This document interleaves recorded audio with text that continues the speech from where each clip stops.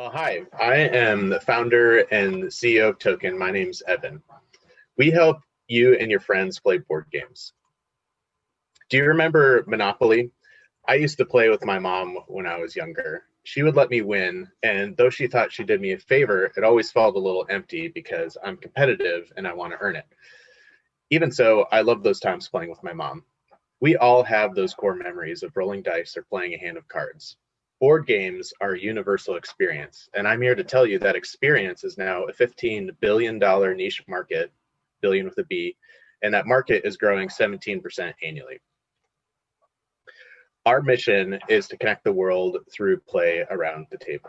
This is who we are at Tokyn. We make finding and creating that experience of playing a board game around the table easy. Today, if you want to listen to music, you go to Spotify. If you want to watch a movie, you go to Netflix. Imagine a world full of people who go to Tokyn to find friends and play a board game at a coffee shop.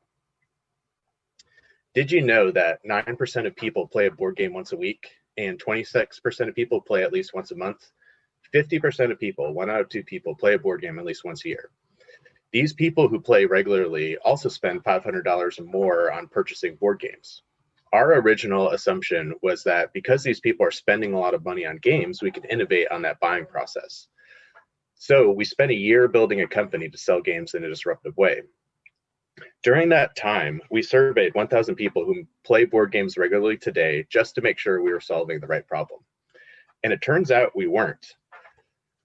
84% of people in that 1,000-person survey said the number one issue they face is they can't find others to play board games as often as they want. And it makes sense, right? Take a look at this picture again. The primary thing that sets board games apart from any other type of entertainment is you need other people to play. In today's fast-paced world, it's hard to connect with others to take a few hours out of our day and spend time together. So we pivoted the company to Tokyn to solve this problem and create a solution. And the solution is Tokyn, an online to offline app that makes it easy to connect and play. On Tokyn, you can see everyone in your area who plays board games and find all the games happening in your area to join. So far, in 2019, we placed second place in the Velocity Accelerator, Startup Accelerator. We launched our MVP in February of this past year, February 1st. During our launch, we saw a 5% week over week growth. This past fall, as in 2020, we placed first place in the New Ventures Startup Accelerator, and we've partnered with the UK Games Expo, which is the 3rd largest board game convention in the world.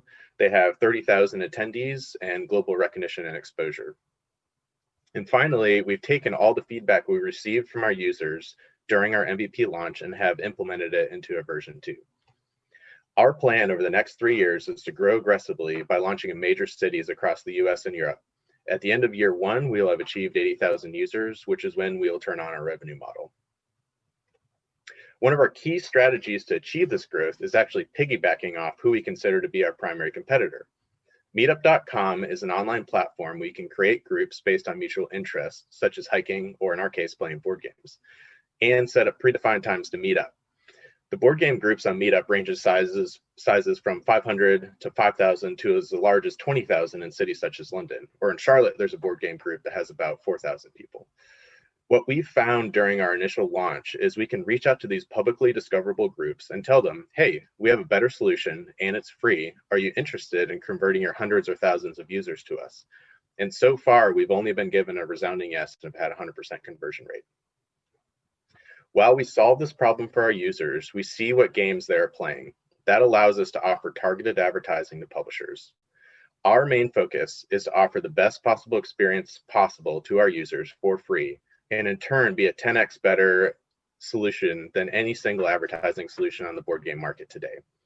Using this revenue model and taking data of what publishers are paying for advertising today on other platforms, we project to be at a $25 million run rate by 2024. This is our team. Myself, who I introduced, I'm a 6-year industry expert in the board game industry. We have Houston Goodwin, who is currently a president at a SaaS company, and Timmy Saracen, who's a CEO of the same SaaS company. And we have Jake Horvat, who's the Amazon manager for Hanes Brands and has his MBA from Wake Forest. And I'll go through these last couple slides quickly. This is just a list of communities that we've been a part of during our time as a company. We're currently in Winston Start's startup incubator in Winston. That's the one I'll call out. And then here are mentors and investors. These are people, we certainly have more people than this who we connect with, but these are people who we meet with on a weekly or monthly basis. Thank you. Again, my name's Evan. Here's my contact email, and I look forward to meeting you at the table. All right. Thanks, Evan. We're going to do a virtual Zoom applause there for you. Garth or Dr. Shante, whoever wants to kick it off. Are you okay if I go first, Dr. Shante? Awesome. Great job, Evan. I love presentations where I learn a little bit. I had no idea the popularity of board games. I do think that's very interesting.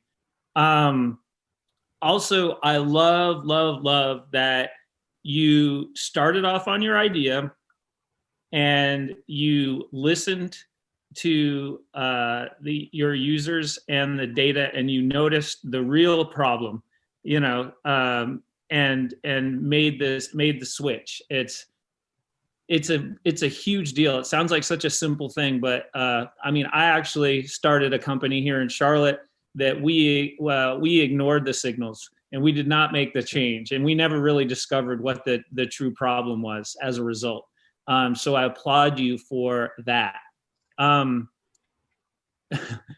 I have to ask the question. I'm like, you are aware that there's a massive pandemic going on and that is discouraging, at the very least, people getting together in person. So I don't think that means that you don't have a business. Obviously, things will change at some point, but the fact that you didn't address it, you have to address it. And then I have another very structural criticism of your business model. I mean, your numbers for users, are, in the tens of thousands over the next couple of years.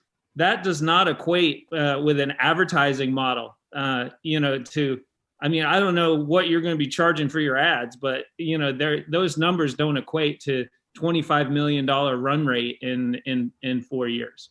So those are my two big comments, criticism.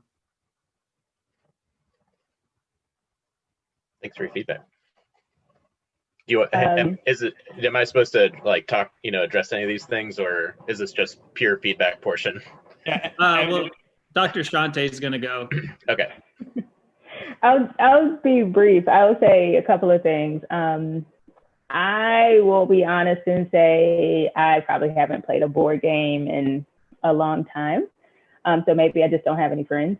And so this may be something I should try. I'm kind of curious about your age distribution as far as the games go. Is it skewed towards older people? It's not. Our primary age demographic is between the ages of 25 and 35. Yeah. And then my other question is really focused on, I see you have advertising, and the advertising, I guess, is going to be targeted towards, maybe selling more games or something like that.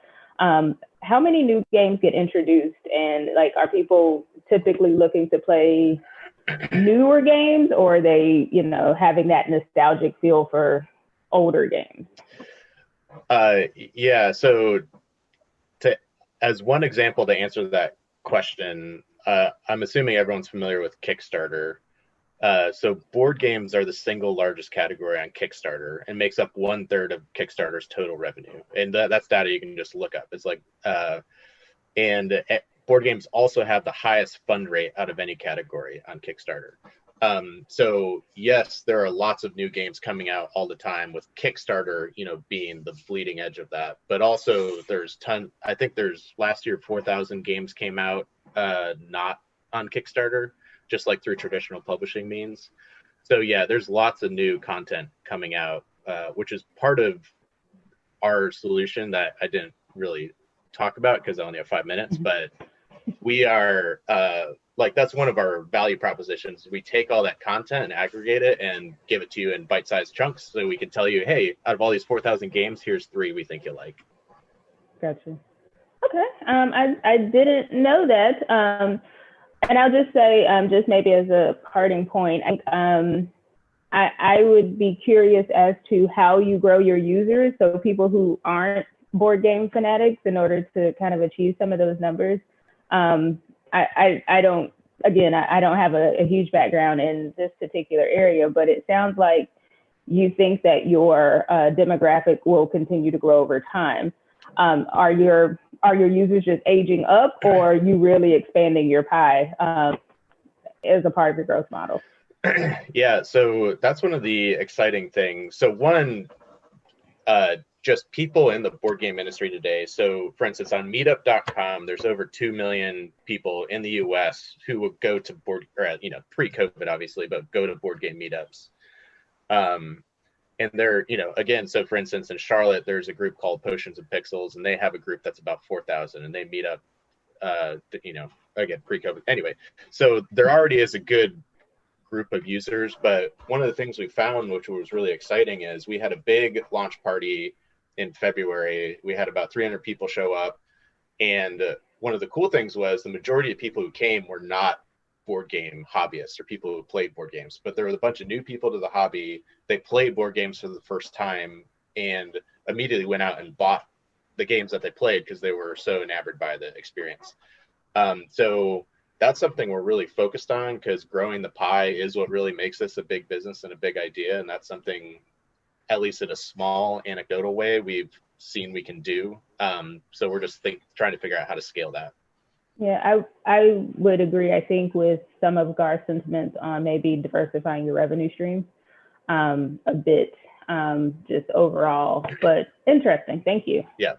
And I'll add on the revenue portion. Again, I try to keep the pitch concise, but one of the things we do is add an Amazon affiliate link to all the games in our database, so that if anyone clicks on them to buy them, like we've seen our users do, we just get a 4% kickback from anything they buy on Amazon over the next 24 hours. But